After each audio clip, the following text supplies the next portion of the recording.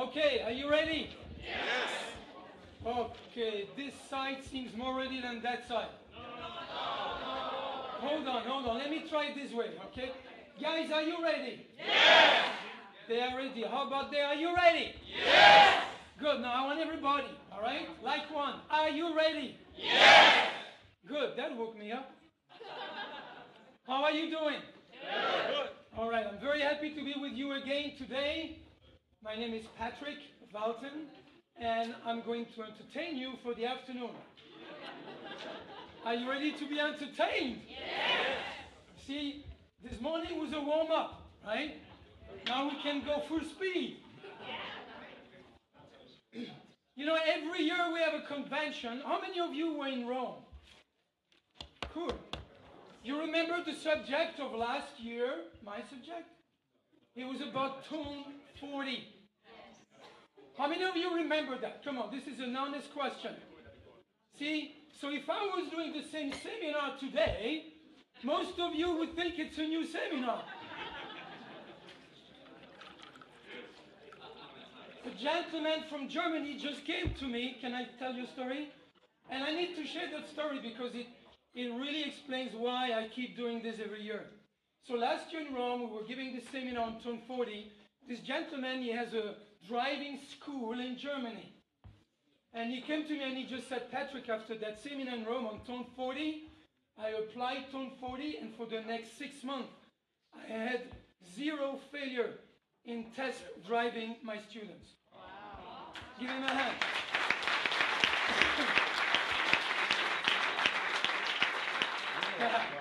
I think it was a good way to start today, just to remind you that whatever amazing data we get from LRH, if you don't do anything with the data, you have been wasting your time. You agree with that? Yeah. You know, I come from a martial art background. I used to do karate, competition, and it's not a joke. There's a saying in martial arts, in fighting, what's the difference between a beginner and a master? You know what they say, which is true, by the way. A master is a master because he controls and he masters the basics. That's the whole difference. If you go to flag, how many of you have done L's with class 12 auditor? They'll tell you what's the difference between a class 12 and a class 4 or 5. You know what that is? The mastering of the basics of auditing. So when you get a datum that you know, you could say, I know that datum, or you could ask yourself the question, when was the last time I used it? That's a big difference, isn't it? So my ambition today is to share with you some basics. And I promise you, some of them, you will think you never heard of them before. I'm going to make sure about that. When you see it, you'll say, oh yeah, I know.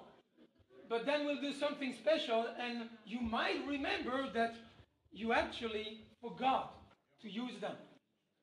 So I want to make you a 10th Dan, 10th degree martial artist on the subject of admin tech today. Is that okay? Yeah.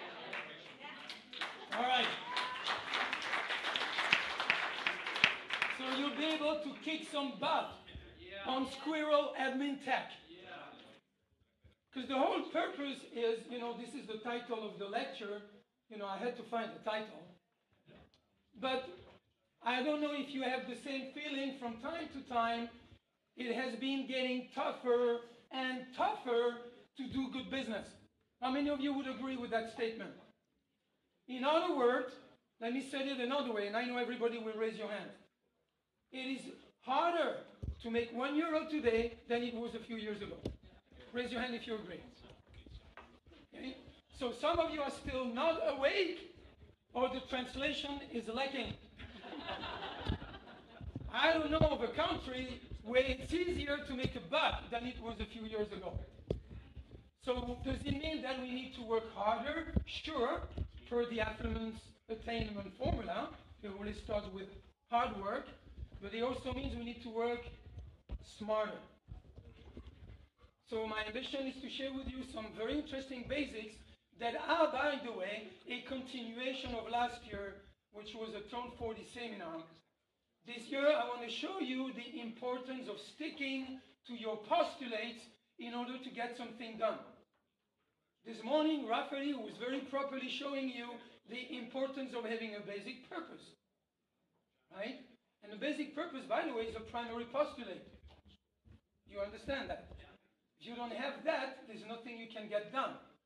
But there's a whole technology of getting your postulate to stick, the right ones, and not only to have them stick, but to achieve them. How many of you would you say, either in private life or in business, you have a few postulates that either you forgot about them, or you are desperate, or you are angry because you never achieved them yet?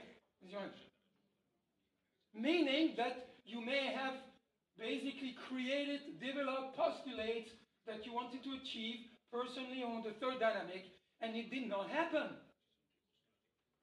And I want to tell you something, I'll show you from Enrage, that those postulates that you made in the past, whether it is last week, last month, or last year, or lifetime, it doesn't matter, those unfinished postulates could prevent you from actually achieving your postulates that you make today. So, when we make a decision about your business, about the expansion of your activity, you want to make sure that the postulates that you created before, you want to make sure that they complete.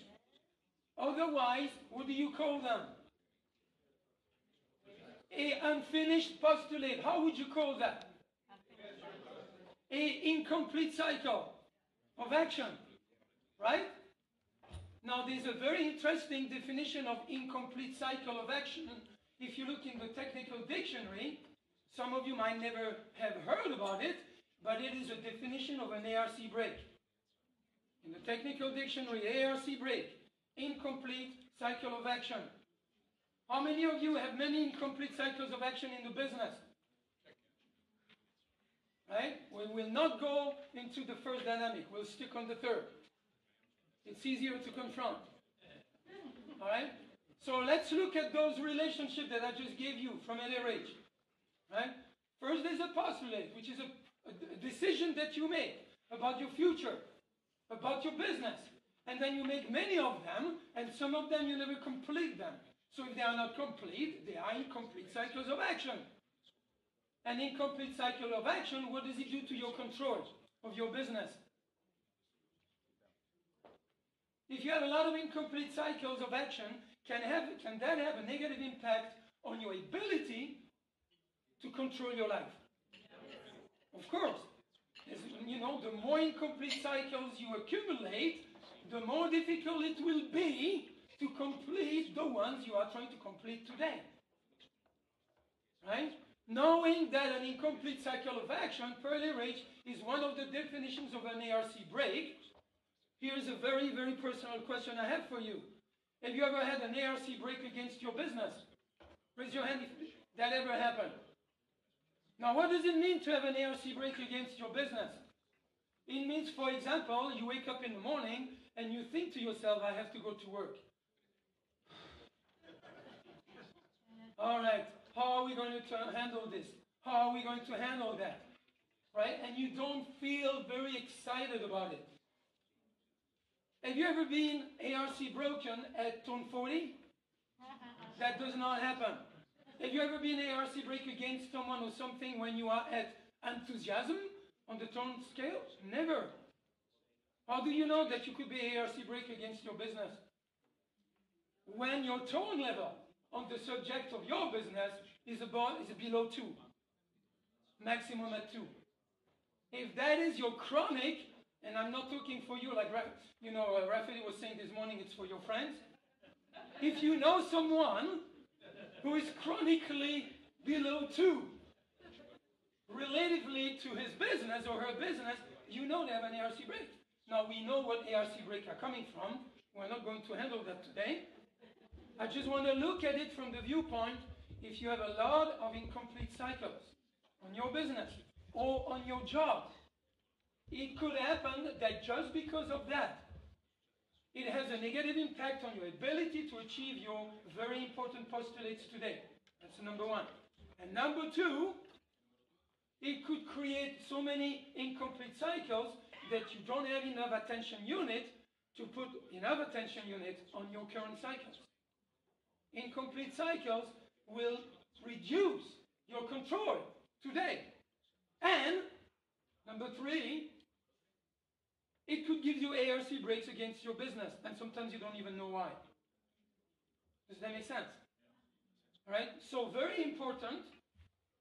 We will develop this, but right, postulate. If they are not completed, they are incomplete cycles of actions.